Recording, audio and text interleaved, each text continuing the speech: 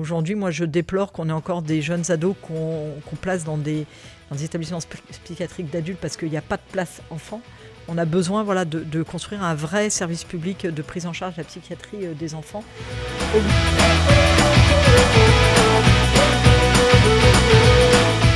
Bonjour à tous et bonjour à toutes et bienvenue pour ce nouvel épisode de La Voix démocrate. Et aujourd'hui, j'ai le plaisir de recevoir la députée de la Nièvre, Perrine Goulet.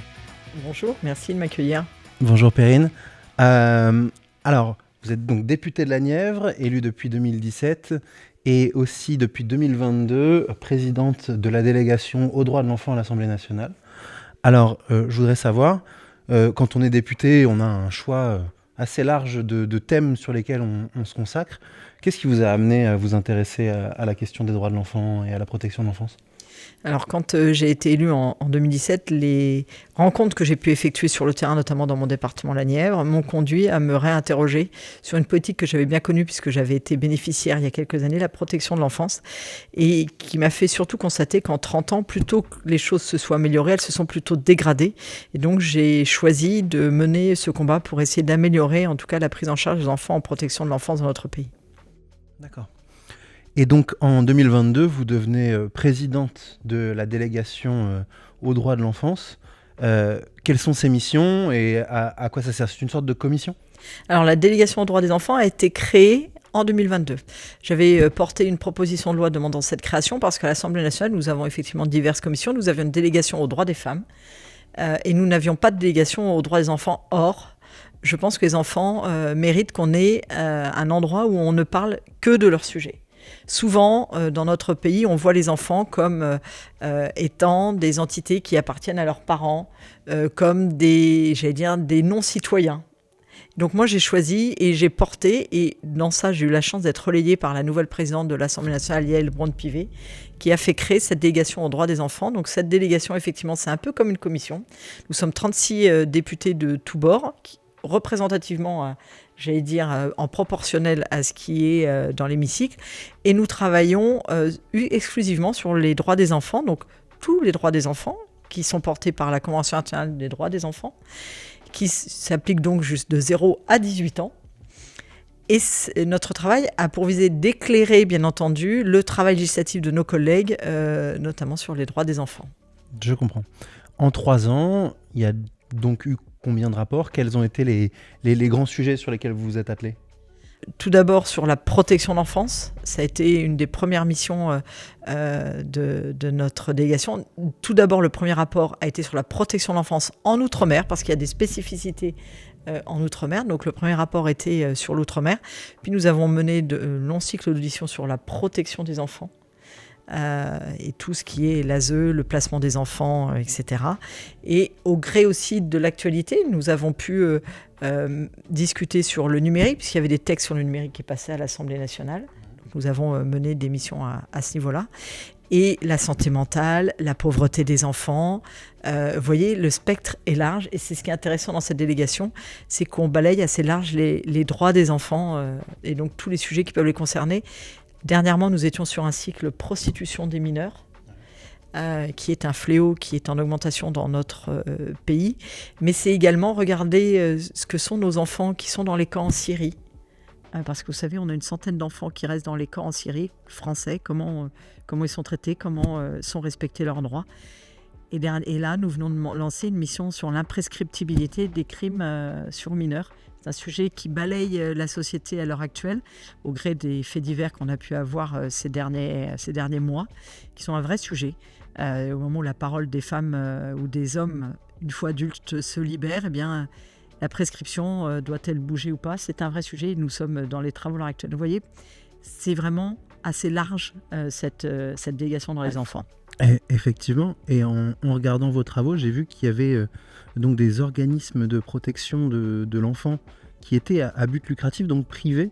Et j'ai vu que vous vous étiez intéressé à ce sujet. Est-ce que c'est quelque chose qui est commun et pourquoi qu'est-ce qu'on cherche à faire en traitant de ce sujet-là ou en essayant de légiférer sur ce sujet-là? C'est une brique de la partie protection de l'enfance. Aujourd'hui, les enfants qui sont mis sous protection sont soit protégés dans des foyers de l'enfance, soit protégés, par exemple, en étant mis dans leur famille. Et on voit arriver dans la partie foyer de l'enfance, lieu de vie, on voit arriver des lieux de vie privés lucratifs. Jusqu'ici, ces établissements étaient soit gérés par les collectivités, notamment les départements, soit par des associations. Ce qui m'interpelle, parce que pour moi, la protection enfance, c'est un sujet de protection et on ne peut pas, délivrer ça au privé lucratif. J'ai malheureusement des exemples dans mon territoire de lieux de vie privés lucratifs et je vois, les prix de journée qui sont bien plus élevés que l'associatif, donc c'est une perte de coûts pour les départements, et deux, surtout, on voit que dans ces établissements, il n'y a pas toujours des personnes diplômées qui encadrent ces enfants. Et les retours que j'ai, en tout cas, des lieux de vie privés lucratifs ne sont pas toujours bons. Bien entendu, ce n'est pas une généralité. J'en ai rencontré aussi qui font très bien leur travail, mais ça m'interroge. Je veux dire, aujourd'hui, on met des enfants dans des lieux de vie privés lucratifs, mais ils n'ont pas le choix. Autant je me pose moins la question, vous voyez, pour les personnes âgées et les crèches, parce que les crèches, il y a des parents, les personnes âgées, ils ont le droit de décider. S'ils décident d'aller dans le privé, c'est leur choix. S'ils décident d'aller dans le public, c'est leur choix. Les enfants de l'ASE, la protection de l'enfance, n'ont pas le choix et ça doit être la puissance publique qui doit s'en occuper. On ne doit pas déléguer ces choses-là au privé lucratif. La force ou la puissance publique, elle se préoccupe aussi de plus en plus de la santé mentale des enfants et du temps d'exposition qu'ils ont aux écrans. Aujourd'hui, ça fait vraiment partie de leur quotidien, à raison de plusieurs heures par jour. J'ai vu que vous aviez fait un rapport d'information sur cette exposition. Comment est-ce qu'on arrive à participer et à réguler sans tuer un marché ou sans tuer des entreprises? Comment est-ce qu'on arrive surtout à mettre l'enfant au premier plan quand on traite de ces sujets-là? Alors, je vais commencer par la fin de votre question, j'allais dire, parce que pour moi, dans toutes ces politiques, il ne faut pas regarder si on va impacter tel ou tel, tel emploi ou telle entreprise. L'important pour moi, c'est les droits fondamentaux et la protection des enfants. Effectivement, ça fait 2-3 ans qu'on se pose la question sur le numérique. Il y a eu une mission d'information au sein de la délégation qui portait à une époque sur des textes qui allaient passer en débat à l'Assemblée nationale, notamment un texte qui était sur la majorité à 15 ans, mais aussi un texte sur l'exposition des écrans. On a vu pendant des années, et même encore des collectivités le font aujourd'hui, ils achètent des tablettes pour mettre dans des écoles chez des tout-petits. Et on se rend compte, avec quelques années de recul, que ce n'est pas forcément une bonne chose. On a aussi la littérature scientifique qui progresse sur ces sujets-là. Et on se rend compte que les écrans avant 3 ans, c'est vraiment pas une solution. Il faut combattre ces écrans avant 3 ans. Et en maternelle et primaire, il faut le faire avec, à l'âge maternel et primaire, donc jusqu'à entre 3 ans et 12 ans. Il faut que ce soit bien régulé, bien réglementé, parce que ça a un impact d'enfermement. Les enfants ne jouent plus avec les autres enfants, ils rentrent, ils sont sur leurs écrans. Donc c'est une difficulté. Donc on voit bien effectivement qu'on a un sujet qui est à venir devant nous sur la régulation des écrans dans un premier temps. Parce que les écrans, c'est pas tout mauvais, hein. Il y a des très belles émissions. Moi, mon fils a regardé longtemps les C'est pas sorcier. Ça apprend beaucoup de choses. Ça, c'est intéressant. Mais ça veut dire que c'est des écrans qu'il faut encadrer avec les parents. Il faut regarder ce que font vos enfants.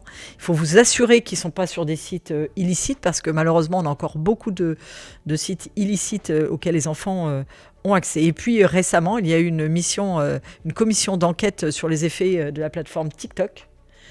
Donc là, plutôt à viser des adolescents, parce qu'on se rend compte que cette plateforme agit néfastement sur nos enfants. Tout d'abord, on voit que ça leur prend un temps infini, parce que cette mécanique de scroller les prend dans le jeu, et en fait, ils ne sortent pas de cet écran avec toutes les pubs qui vont avec et tout le reste. Mais surtout aussi, on voit que l'algorithme de cette plateforme oriente les pensées des enfants. Un enfant qui a une pensée un petit peu suicidaire ou en difficulté à un moment, il va taper par exemple quelque chose sur TikTok pour regarder certaines informations, et après il va être envahi de personnes qui pensent comme lui. Et donc à un moment, quand vous avez des idées suicidaires et que toutes les personnes que vous voyez sur un écran ont les mêmes idées que vous, à un moment vous avez un passage à l'acte. Donc on voit bien que ces plateformes, on a un problème d'algorithme qui n'est pas connu. Et ça, c'est vraiment une difficulté. On a un problème aussi de modération. On a des contenus pornographiques, des contenus de prostitution qui sont aussi sur ces plateformes, qui sont néfastes pour nos enfants. Donc on a devant nous le chantier de la régulation des plateformes et l'accès pour nos jeunes, pas pour réguler, mais parce qu'on voit bien que c'est néfaste pour la santé mentale de nos enfants. Oui.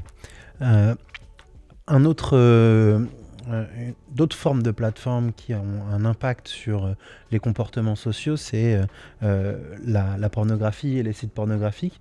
Donc c'est l'accès à un très jeune âge, je crois que c'est 12 ans, et c'est une moitié des enfants de 12 ans qui ont déjà vu des contenus pornographiques. En France, à l'initiative, si mes souvenirs sont bons, de Jean-Noël Barrot, on a commencé à essayer de contrôler l'identité. Est-ce que c'est une démarche que vous saluez ? Est-ce que ça va dans le bon sens pour vous ? Alors la problématique, c'est qu'on a deux typologies de sites pornographiques en France. On a les sites payants, qui eux font déjà un contrôle pour les adultes, et ceux-ci, je trouve qu'ils ont un modèle, les gens veulent payer, ils y vont, c'est leur problématique. Mais on a aussi tous ces sites, que je ne citerai pas pour pas leur faire de la pub, bien entendu, qui sont en accès complètement libre, où il y a juste à cocher j'ai plus de 18 ans, vous cochez oui et vous rentrez, et qui exposent en plus à des contenus qui sont souvent bien plus violents, et aussi bien plus décadents pour les filles à ce niveau-là. Et on ne veut pas punir la pornographie pour la pornographie. La pornographie, c'est parce que ça a un impact dans la vie sexuelle de nos ados qui peut à la fin se transformer entre des violences faites en ados au moment de leur première sexualité. Donc c'est très important. Alors effectivement, il y a eu un texte porté par Jean-Noël Barrot puis Marina Ferrari qui a permis d'aboutir à un certain nombre d'avancées. Mais auparavant, il y avait déjà des textes qui demandaient à ce que l'âge de 18 ans soit bien vérifié. Malheureusement, c'est des plateformes qui ont des moyens financiers et qui attaquent en justice au fur et à mesure qu'il y a un acte législatif qui est posé. Mais là, je pense qu'on arrive maintenant à un moment où ils se rendent compte qu'il va falloir mettre en place cette authentification. Et je pense que là, on l'a vu, il y en a, ils ont fermé leur site parce qu'ils n'étaient pas contents, mais très bien qu'ils les ferment. Moi, ça ne me pose pas de problème qu'ils les ferment. Mais il va falloir qu'on ait ce sujet d'identification. On est d'accord. Donc la pornographie, les écrans, cette délégation, elle s'occupe beaucoup de la santé mentale des jeunes. C'est un sujet central aujourd'hui dans toutes les législations. Vous arrivez à diffuser dans le reste des commissions cette préoccupation dès qu'il s'agit de légiférer, dès qu'il s'agit de mettre quelque chose en avant ? Alors, ce qui est très compliqué, on voit tous que les résultats sur la santé mentale de nos enfants des derniers événements ou du numérique, de la vie à l'heure actuelle, est importante. Nos enfants et nos jeunes sont très en difficulté mentalement. Les tentatives de suicide augmentent fortement. Donc c'est un enjeu de société. C'est un enjeu de société qu'il faut traiter et qui doit effectivement infuser toutes nos politiques publiques. La seule problématique, c'est qu'aujourd'hui, la psychiatrie dans notre pays est quand même un parent pauvre de notre système de soins. Et qu'il faut qu'on redonne envie à des médecins de se former dans cette psychiatrie, à des professionnels, infirmières, psychologues, d'aller accompagner tous ces jeunes. Donc il y a la partie préventive, comme on a vu tout à l'heure, pour essayer déjà de calmer au niveau du numérique et essayer de faire en sorte qu'ils ne soient pas complètement pris dans cet engrenage. Mais une fois qu'ils sont pris, comment on les aide ? Et là, c'est un peu plus compliqué. Aujourd'hui, moi, je déplore qu'on ait encore des jeunes ados qu'on place dans des établissements psychiatriques d'adultes parce qu'il n'y a pas de place enfant. On a besoin de construire un vrai service public de prise en charge de la psychiatrie des enfants au global. Ça, c'est sûr, tous les enfants, mais encore plus pour les enfants protégés, en protection de l'enfance. Parce que ces enfants-là, en plus, ont été, s'ils sont placés, c'est qu'ils ont été victimes de violences. Donc, ça veut dire que dans leur psychisme, ils ont intégré un certain nombre de facteurs sur lesquels il faut qu'on travaille pour qu'ils puissent se construire pour être les adultes bien dans leur peau de demain. Mais on a un vrai enjeu sur la santé mentale dans notre pays, sur nos jeunes. Et on le voit bien, ça a un décoût important. Quand on sait que la moitié des lits de pédiatrie sont occupés par des jeunes en souffrance mentale, normalement, ce n'est pas le rôle de la pédiatrie d'accueillir ces enfants-là. Bien sûr. Et donc, ça nous fait rentrer dans la question de la famille et donc des violences. Et dès qu'on entend des questions de violences au sein de la famille, des violences intrafamiliales, on est tout de suite pris d'une forte émotion et donc je voulais savoir, est-ce que c'est parce qu'il manque justement des ressources en psychiatrie et en pédopsychiatrie? Est-ce que c'est parce qu'il manque d'un accompagnement avant la natalité, un accompagnement à la parentalité? C'est une grande question, mais qu'est-ce qui provoque ces violences intrafamiliales et comment est-ce qu'on pourrait les prévenir, voire les empêcher? Alors, ce qui provoque, malheureusement, je ne sais pas, mais c'est quand on voit que la loi qui interdit les violences éducatives ordinaires, donc les claques, les fessées, les tirages d'oreilles, mais aussi les rabaissements par la parole, a été portée par une de nos collègues MoDem, Maude Petit, en 2019. Donc c'est très récent. Ça fait 6 ans qu'en France, on dit on n'a pas le droit de frapper un enfant. Donc on a quand même une société qu'il faut bouger. Et ça, c'est important. Donc on a effectivement toute une partie de ces parents qui ont des jeunes enfants aujourd'hui, qui ont été élevés dans ces conditions de violence. Donc il faut démonter un certain nombre d'habitudes qui ont été prises par ces parents-là, et qu'ils ont vues, qu'ils ont subies, pour qu'eux ne reproduisent pas auprès de leurs enfants. Et donc c'est là où il est important, effectivement, de travailler sur le prénatal. Nous, on souhaite que les sages-femmes soient beaucoup plus impliquées sur la perception et la détection des violences qu'auraient pu subir les mères pour pouvoir après travailler avec elles sur les enfants. Ça, c'est important. Et une fois que le bébé est né, eh bien là, on a besoin de solutions pour accompagner les jeunes parents. Parce que des enfants, ça peut être compliqué, il faut savoir se le dire.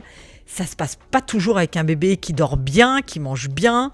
Ça peut être compliqué. On peut avoir aussi des familles monoparentales où madame est toute seule et H24, un bébé qui pleure, eh bien ça peut mettre en difficulté. Donc on a besoin de solutions de répit, pour moi, sur la première année de l'enfant. C'est-à-dire à un moment, quand le parent n'en peut plus et qu'il n'a pas de grands-parents, etc., de pouvoir dire j'emmène mon bébé quelque part.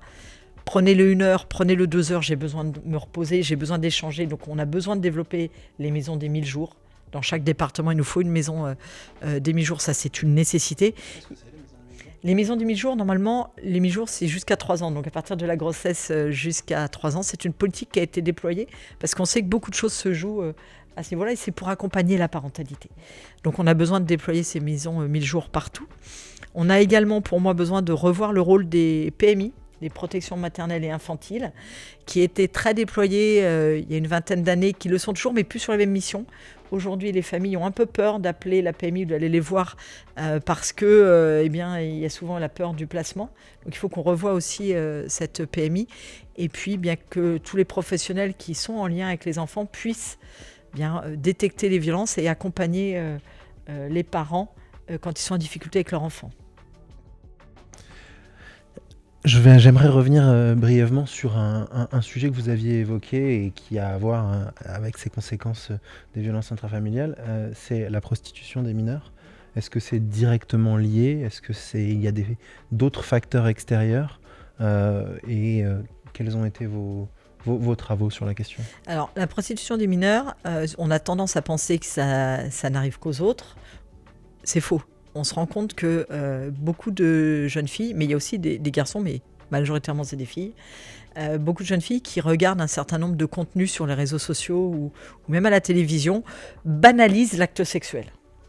Et donc, pour faire plaisir aux petits copains, pour un McDo, pour ce genre de choses, se livrent à un acte prostitutionnel. Donc il y a ce type de prostitution-là. Et puis, bien entendu, il y a un autre public très fragile, c'est les enfants de protection de l'enfance. Parce que les enfants de protection de l'enfance, souvent, s'ils sont protégés, c'est qu'ils ont eu des violences, souvent des violences sexuelles. Donc, ils ont une vision de leur corps qui n'est pas bonne. Et puis, de toute façon, souiller pour souiller, autant en profiter et autant avoir de l'argent et que ça me rapporte. Donc, on a 2 types. Un, des jeunes qui se font embarquer, par des garçons aussi.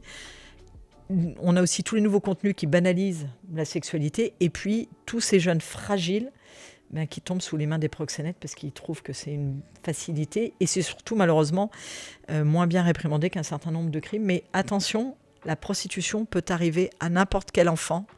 Moi, c'est vraiment ce que j'en retire. Pas une question de classe sociale. C'est pas une question de classe sociale, c'est pas une question de quartier. Par contre, on a une prédominance des enfants de protection de l'enfance. D'accord. Et donc vous avez fait des recommandations là-dessus. Vous disiez que c'est très peu réprimandé. Est-ce qu'il faut aller plus loin ? Alors, on en est encore au stade de la continuité de notre cycle audition, parce qu'on fonctionne par cycle audition, donc on n'a pas encore toutes les recommandations. Mais on a un travail aussi à faire avec les hébergements, les hôtels, les plateformes de location, parce qu'on sait que maintenant, la prostitution, c'est plus dans la rue. On les retrouve, j'allais dire cachés. Il y a aussi les sites, parce qu'on en a fermé certains, mais les petites annonces se faisaient sur des sites classiques de petites annonces. Donc il y a toute cette chose-là. Et puis, on doit aussi, quand des jeunes ont été victimes de violences sexuelles, on doit mettre en place des mesures de soins pour qu'ils retrouvent l'estime d'eux-mêmes et qu'ils n'aient pas l'impression que donner son corps, c'est une marchandise comme une autre. Donc on a, je pense que j'ai pas encore, et on verra avec les collègues de la délégation dans lesquels ce qu'on portera comme préconisation, mais c'est des axes qui déjà se dessinent. D'accord. Et on conclura sur cette question. Je sais que vous êtes récemment allé à Mayotte, en Guyane, à La Réunion. Est-ce que les questions sont très différentes de la métropole ? Est-ce qu'il y a un besoin plus ou moins d'ailleurs d'accompagnement ? Quelle est la réalité dans les Outre-mer ? Alors, certaines questions sont les mêmes, d'autres pas. Sur la question de la prise en charge des enfants en protection de l'enfance, on a les mêmes problématiques. Et puis, on a quand même certains territoires qui sont très pauvres. Donc, on a un autre sujet dont on n'a pas forcément parlé, c'est la pauvreté des enfants. Et on a des sujets importants, notamment sur comment on donne à manger à ces enfants dans certains territoires d'outre-mer, comme la Guyane ou Mayotte. Donc, on voit bien que c'est compliqué de faire une généralité entre l'Hexagone et les Outre-mer. Mais même à l'intérieur des Outre-mer, on ne peut pas faire une généralité. Moi, vraiment, pour moi, ce qu'il faut qu'on arrive à faire aujourd'hui, c'est que quand on voit les enfants et les politiques des enfants, chacun est dans son couloir de nage. Vous êtes à l'école, vous êtes sous responsabilité éducation nationale. Vous êtes dans un foyer de l'enfance, vous êtes sous la responsabilité du département. Vous êtes à l'hôpital, vous êtes sous la responsabilité de la santé. On a besoin que tous ces ordonnateurs de politique se mettent ensemble pour regarder l'enfant dans sa globalité. Un enfant, c'est pas juste un écolier, juste un malade ou juste un enfant protégé, c'est les trois, par exemple, sur ce cas-là. Et donc, on a besoin d'interfacer plus et mettre en relation, coordonner les politiques. C'est pour ça que moi, je plaide dans tous les cas en protection de l'enfance pour que l'État reprenne sa place auprès des départements, parce que cette politique de protection de l'enfance a été laissée aux départements au moment des lois de décentralisation des années 80. On les a laissées tout seuls, les départements. Et aujourd'hui, on a besoin que l'État revienne, parce que l'État, c'est la justice, c'est la santé, c'est l'école. Donc on voit bien qu'on a tout un nombre de politiques publiques dont ces enfants ont besoin et qu'il faut qu'on revienne aux côtés des départements. Donc l'enfant doit être, pour moi, le point central de notre société, puisque c'est l'avenir, et on doit coordonner toutes les politiques autour de l'enfant pour faire en sorte qu'il grandisse bien et qu'il devienne l'adulte équilibré et le citoyen de demain. On dit bien qu'il faut tout un village pour élever un enfant, mais il faut tout un pays pour élever les enfants de notre pays. Perrine Goulet, merci infiniment de nous avoir éclairé sur ces questions. Merci, et n'hésitez pas, j'ai encore plein de sujets sur les enfants. Je suis intarissable et notre délégation est là pour s'occuper de tous les droits des enfants. On n'en a parlé qu'un tout petit peu. Est-ce que les droits des enfants, c'est large ? J'imagine bien. Mais n'hésitez pas en tout cas à aller sur le site de l'Assemblée nationale, sur le profil de Perrine Goulet pour suivre tous ces travaux. Et moi je vous dis à très bientôt pour une nouvelle Voix démocrate et merci de nous avoir suivis.